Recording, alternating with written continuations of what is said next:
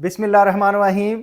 मैं हूं मोहम्मद आसिफ चौधरी और आज 31 अक्टूबर है और इनकम टैक्स रिटर्न 2025 की आज लास्ट डेट है। हो सकता है कि इसमें एक्सटेंशन कर दे FBR, लेकिन अभी तक की इतला के मुताबिक अभी तक एक्सटेंशन इसमें नहीं हुई।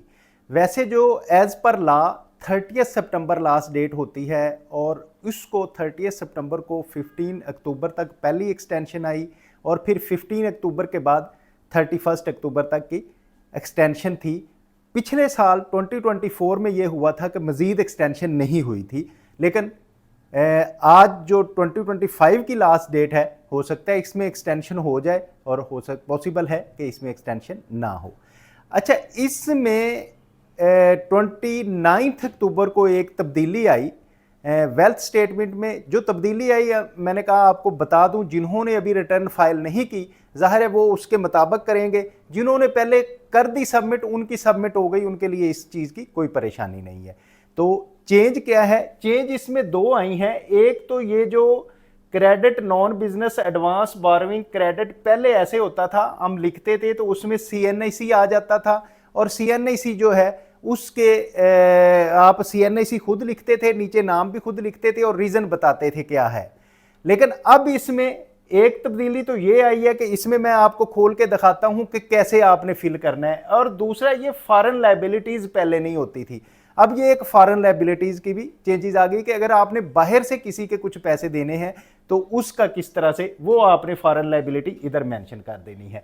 ये तो इसमें तो कुछ लिखने की ज़रूरत नहीं, वो इजीली आपकी मेंशन हो जाएगी। लेकिन जो लोकल है उसमें अगर आप इसमें देखें, आप जब कर रहे हैं क्रेडिट, इसको आप जब क्लिक करते हैं तो आपके सामने आ जाता है कि आपने इसका CNIC लिखना है, NTN लिखना है या POC फॉरेन पासपोर्ट वगैरह क्या लिखना है। तो इसमें आप जब उसको क्लिक करके लिखेंगे, लो सपोज मैं अपना आपको लिख के दिखाता हूं।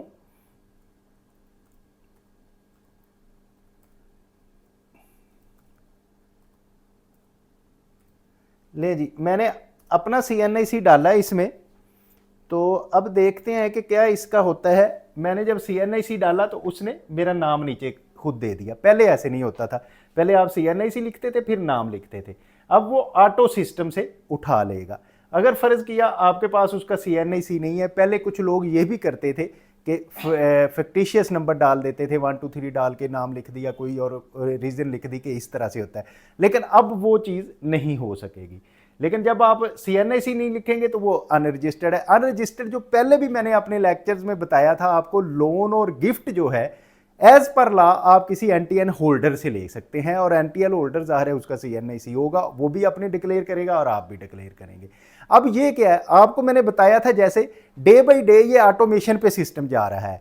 अब जो ऑटोमेशन है उसमें क्या होगा कि इधर आपका ऑटो जो नाम उठाया गया है, इसमें जाके अगर मैं शो करता हूं कि मुझसे ये बंदा शो कर रहा है कि इसने मुझसे लोन लिया है, तो अब AI सिस्टम जो है जो फोरेंसिक ऑडिट ऑटो ऑडिट होगा उसमें क्या करेगा कि वो सिस्टम जाके मेरे चेक करेगा कि आप मोहम्मद आसिफ ने लोन दिया है, कि जो ये बंदा क्लेम कर रहा है लोन लिया।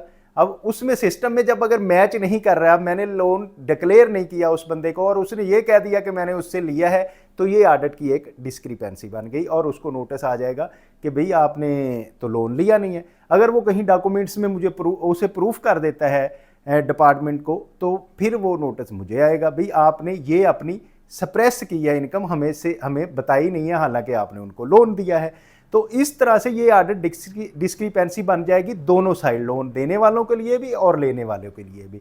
इसी तरह मैं आपको हमेशा ये बात कहता हूँ कि इस बात को क्लियर रखें कि जब आपने जिसने लोन देना है या वो भी थ्रू बैंकिंग चैनल लोन देगा और अपने डिक्लेयर करेगा कि मैंने इतना लोन फलां बंदे को दिया है, और जो लेने वाला है वो ज़ाहिर है बैंकिंग चैनल से रिसीव करेगा और वो भी डिक्लेयर करेगा कि फलां बंदे को उससे मैंने लेना है। तो इस तरह से जब रिस्क ऑडिट जो है वो सिस्टम रिस्क ऑडिट करेगा तो उसको नजर आएगा कि नहीं जी, देने वाले ने भी डिक्लेयर किया है और लेने वाले ने भी डिक्लेयर किया है। जब दोनों ने डिक्लेयर किया है तो इट्स मीन के उसमें ऑडिट डिस्क्रिपेंसी नहीं है। यही बात गिफ्ट के लिए है।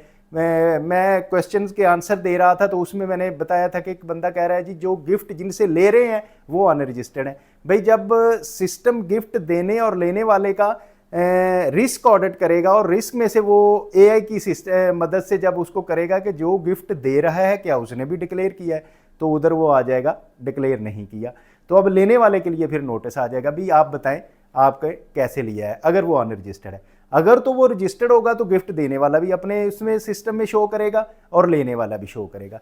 तो ये इसमें डे बाय डे इंप्रूवमेंट आ जाती है। ऐसे ही कौमें बनती हैं। ये जो सिस्टम होता है ये आहिस्ता आहिस्ता डेवलप होता जाता है और फिर एक दिन ऐसा आएगा कि ये हमारा भी जो डेवलप्ड कंट्री की तरह सारा सिस्टम डेवलप हो चुका होगा और उसमें ये होगा कि एआई खुद ऑडिट करेगी, रिस्क ऑडिट ऑटोमेटिकली होंगे, डिस्क्रिपेंसीज ऑटोमेटिकली जाएंगी, उसके जो बैंक पेड आ जाएगा वो ऑटो आ जाएगा, ह्यूमन इंटरवेंशन बिल्कुल ख़त्म हो जाएगी और मिनिमम रह जाएगी। ठीक है, तो ये भी इसी की कड़ी है जो इम्प्रूवमेंट हुई है, लेकिन ये इम्प्रूवमेंट आके बिल्कुल लास्ट डे पे हुई है। तो इसमें अब ये है कि जो करेंगे अब उनको ये देना पड़ेगा, जिनकी रिटर्न्स फाइनल हो चुकी हैं उनके लिए इस पर कोई इशू नहीं होगा, उम्मीद है। तो एक तो हमारा ये था जो मैंने आपको करके दिखा दिया, और दूसरा जो है लाइबिलिटीज़ में जब आते थे तो हम सिर्फ इधर ही लिखते थे। ये जो लाइबिलिटी की साइड है, इधर अगर कोई आपके पास है तो इधर पहले नहीं होती थी, लेकिन अब ये भी एक नया कॉलम ऐड हो गया है कि आप इसमें फॉरेन लाइबिलिटी लिख सकेंगे। तो उम्मीद है इस चीज़ को आप बहुत अच्छी तरह समझ गए होंगे, लेकिन अगर आपको समझने में प्रॉब्लम आ रही है तो कमेंट बॉक्स में कमेंट करें और मैं आपको वो चीज़ एक्सप्लेन कर दूंगा। और फिर जो लोग अच्छी तरह समझ गए हैं, उम्मीद करता हूँ कि वो दूसरों को समझाने के लिए इसको लाइक, शेयर और सब्सक्राइब करेंगे। यहाँ रहिए, खुश रहिए। Thank you very much. Have a nice day.